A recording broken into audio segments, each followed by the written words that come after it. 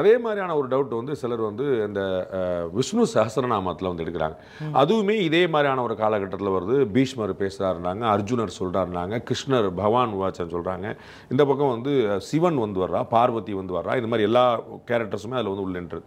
இதுவுமே வந்து பெருமாளுடைய 1000 ஸ்லோகங்களை வந்து 1000 நாமத்தை வந்து அவர் யார் தெரியுமா, எப்படிப்பட்டதுமா எல்லாம் சொல்லுது. இதுலேயுமே நிறைய இடங்களில் நம்ம வந்து பார்க்குறோம். பின்னாடி நாங்கள் படித்த காலத்துலையுமே வந்து பாடபேதங்கள் அப்படின்னு சொல்லுவோம். இதை வந்து இந்த இடத்துல இந்த ஸ்லோகம் இப்படி இருக்காது, இப்படி புரிஞ்சுக்கணும், இந்த வார்த்தை சொல்லணும்னு சொல்லிட்டு இதுலேயே வந்து ஸ்ரீ வைஷ்ணவாவுக்கு ஒரு மாதிரியும் சைவாளுக்கு ஒரு மாதிரி இந்த மாதிரி நிறைய நம்ம சின்ன சின்ன பாடபேதங்கள் ஒன்று வரும்.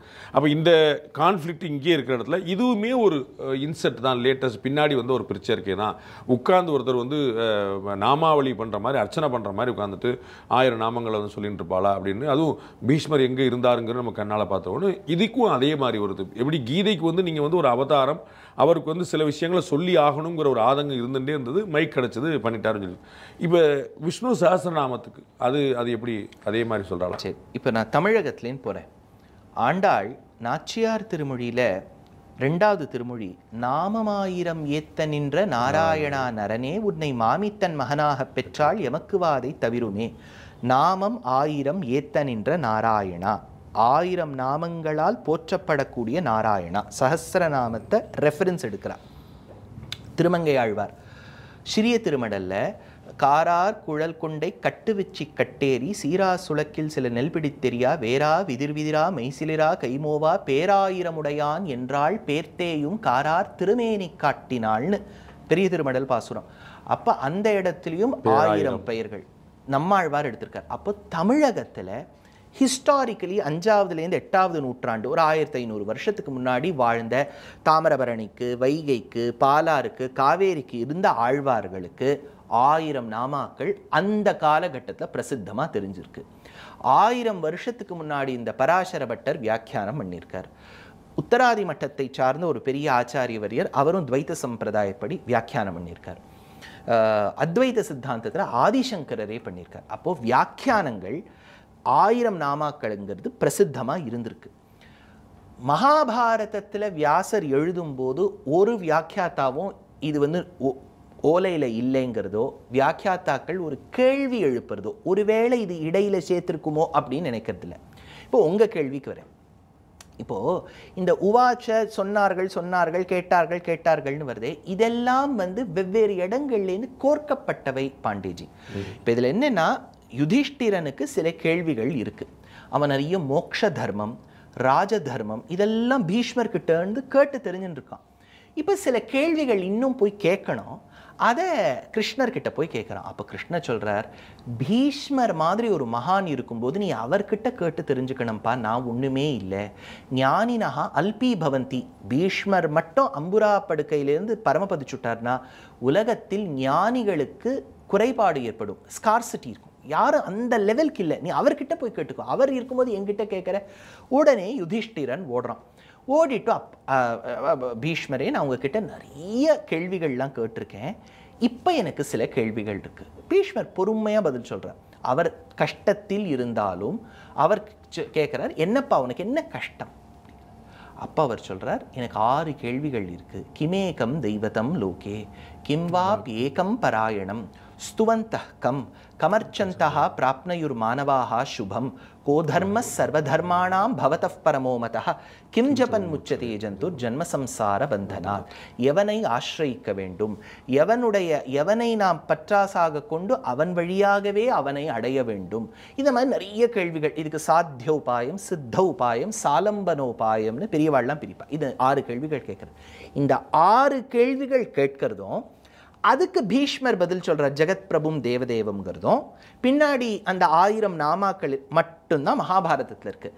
இந்த பார்வத்தியோவாச்ச, ஈஸ்வரோவாச்ச, வைஷம்பாயனோவாச்ச, பிரம்மோவாச்ச இதெல்லாம் அங்கே இல்லை. இது எப்படின்னா பாண்டேஜி, இப்போ ஒரு புஸ்தகம் நீங்கள் எழுதின உடனே இப்போ ஒரு பெரிய ஒரு பப்ளிக் பர்சனாலிட்டி கிட்ட கொடுக்குறேன், நீங்கள் ரிவ்யூ பண்ணிட்டு சொல்லுங்கள். அவர் வந்து 2 வரி கொடுக்குறார், excellent book, you will enjoy reading this அப்படின்னு நீங்கள் டேஷ் போட்டுட்டு ஒருத்தர் பேரை போடுறேன். இப்போ அது உங்கள் புஸ்தகத்தில் நீங்கள் பின்னாடியோ முன்னாடியோ போடுவேன் டெஸ்டிமோனியலாக, but that doesn't mean you have authored it. அந்த மாதிரி இந்த சஹஸ்ரநாமத்துக்கு உத்தராங்கத்தில் இந்த சஹஸ்ரநாமம் எவ்வளோ வசதி தெரியுமா? இதை பற்றி ஸ்காந்தத்திலேயோ பாத்மத்திலேயோ அம்பாளே கேள்வி கேட்டிருக்கா, அதுக்கு சிவனே பதில் சொல்லியிருக்காரு. அந்த புராணத்தில் இருக்கக்கூடியதை இந்த இடத்துல உத்தராங்கத்தில் சேர்க்கிறோம், பூர்வாங்கத்தில் எங்கேயோ இருக்கக்கூடிய ஸ்லோகத்தை கொண்டு சேர்க்கிறோம். ஸோ 6 கேள்விகள் அவர் கேட்கிறதும் அவர் பதில் சொல்றதும் அந்த 1000 நாமாக்கள் மட்டும்தான் அனுசாசன பர்வால இருக்கு. பாக்கி இதெல்லாம் வந்து பூர்வாங்கம் உத்தராங்கம், முன்னுரை மாதிரி அணிந்துரை மாதிரி. எக்ஸாக்ட்லி, ஃபோர்வர்ட் ப்ரோலோக்னு சொல்றோம் இல்லையா, பின்னாடி வந்து ஒரு கன்க்ளூஷன், இது மாதிரி வெவ்வேறு இடங்கள்லேருந்து கோர்க்கப்பட்டவை.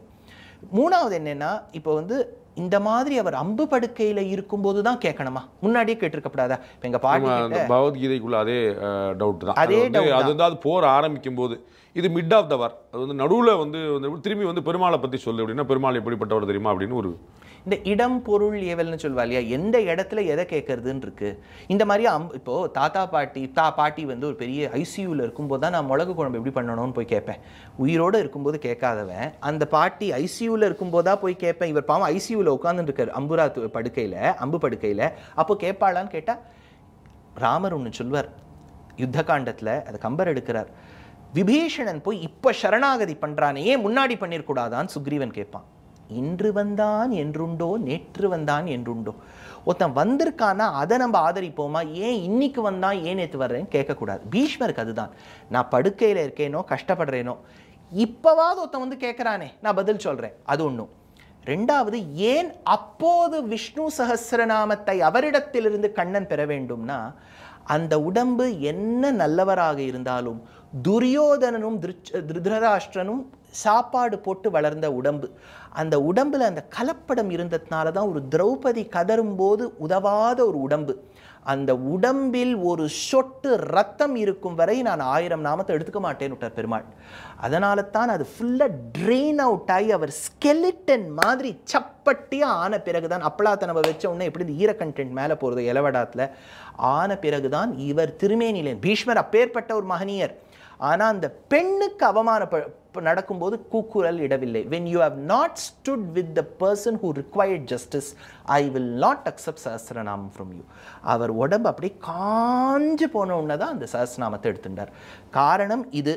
பீஷ்மருக்கு என்னன்னா, இப்போவாவது ஒருத்தன் வந்து என்ன கேட்குறானே, இந்த மாதிரி ஒரு கேள்வி கேட்குறானே, இந்த மாதிரி யார் இருக்கா கேள்வி கேட்கறதுக்கு பெருமாளை பற்றி அப்படின்னு அவர் சொன்னார். நம் பெரியோர்களுக்கு ஒரு குழப்பமும் இல்லை, சஹஸ்ரநாமம் மகாபாரதத்துக்கு அங்கம்தான். நான் தான் நீங்கள் முன்னாடி ஒன்று கீதைன்னு கேட்டேள், இப்போ சஹஸ்ரநாமம்னு கேட்டேள். ஆதிசங்கர் ரெண்டுத்தையும் கோத்து சொல்கிறார்.